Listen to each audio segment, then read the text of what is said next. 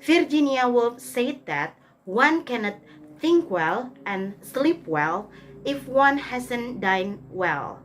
Yang artinya adalah seseorang tidak bisa berpikir dengan baik dan tidur dengan nyenyak apabila orang tersebut tidak makan dengan baik.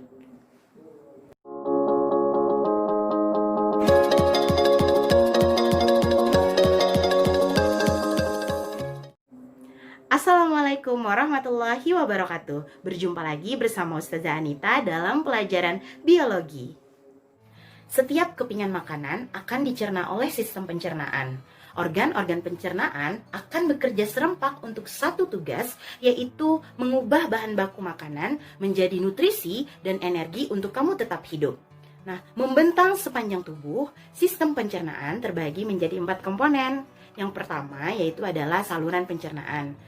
Saluran yang berlika-liku yang fungsinya yaitu adalah untuk mengangkut makanan. Kedua, pankreas, empedu, dan hati adalah 3 organ yang mengurai makanan dengan menggunakan sejumlah getah khusus. Yang ketiga yaitu adalah hormon, enzim, saraf, dan darah nanti akan bekerja sama untuk menguraikan makanan dan mengatur proses makanan. Yang terakhir yaitu adalah mesentery, suatu bidang atau jaringan yang besar yang menyangga dan menempatkan semua organ pencernaan di dalam perut untuk menjalankan tugas. Proses pencernaan dimulai bahkan sebelum makanan menyentuh lidah.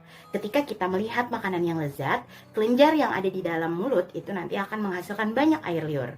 For your information, kita menghasilkan sekitar 1,5 liter air liur setiap harinya. Di dalam mulut, kita mengunyah dan mengaduk makanan dengan bantuan gigi dan air liur yang mengubahnya menjadi gumpalan basah yang disebut bolus. Enzim petialin yang ada di dalam air liur akan menguraikan amilum atau zat tepung. Kemudian makanan meluncur ke lingkar pipa sepanjang 25 cm yang biasa kita sebut sebagai kerongkongan. Saraf yang ada di sekitar jaringan kerongkongan akan merasakan keberadaan bolus dan memicu gerak peristaltik. Gerak peristaltik adalah serangkaian kontraksi otot polos pada dinding kerongkongan yang mendorong makanan bisa masuk ke dalam lambung. Di dalam lambung, otot-otot pada dinding lambung nanti akan berkontraksi sehingga bisa menghasilkan suatu gerakan yang nanti akan memecah bolus menjadi suatu gumpalan. Nah, hormon yang dihasilkan oleh lambung akan memicu pelepasan getah lambung. Getah lambung terdiri dari enzim pepsin, enzim renin, dan HCl. Supaya kalian gampang mengingatnya, Ustazah ada cara cepatnya nih. Jadi kalian cukup mengingat lambung perih. P-nya adalah pepsin, R-nya adalah renin, dan H-nya adalah HCl.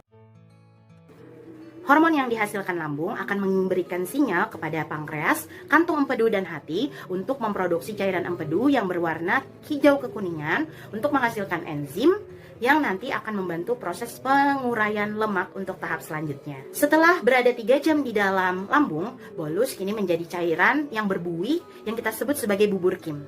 Nah, bubur Kim ini nanti siap untuk bergerak masuk ke dalam usus halus. Hati mengirimkan empedu ke kantung empedu yang nanti dialirkan pada usus 12 jari. Pada usus 12 jari ini, nanti empedu akan melarutkan lemak yang mengapung dalam bubur Kim sehingga nanti lemak mudah dicerna oleh enzim yang lainnya. Di dalam usus halus, nanti juga akan terjadi pemecahan lemak menjadi asam lemak dan gliserol. Kemudian juga terjadi pemecahan protein menjadi asam amino oleh enzim tripsin, dan yang terakhir adalah pemecahan amilum menjadi glukosa yang dipecah oleh enzim namanya enzim amilase. Pada usus halus, tepatnya pada bagian usus penyerapan atau ileum, di sana dilapisi tonjolan-tonjolan kecil yang kita sebut sebagai villi.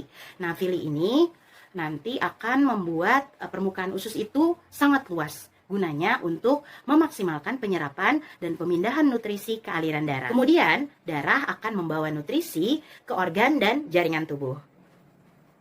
Namun, proses ini belum selesai. Jadi nanti kelebihan air, serat, dan sel-sel mati akan ditanggalkan selama proses pencernaan dan dibawa ke usus besar atau biasa kita sebut sebagai kolon. Pada usus besar, tubuh akan mengambil sisa cairan melalui dinding usus. Sisanya nanti akan dibentuk semacam gumpalan yang lunak atau biasa kita sebut sebagai feses. Kolon akan meremas hasil sampingan tadi berupa feses menuju suatu kantong yang disebut rektum. Nah, saraf pada rektum nanti akan merasakan adanya pembesaran dan memerintahkan tubuh untuk mengeluarkan limbah melalui anus.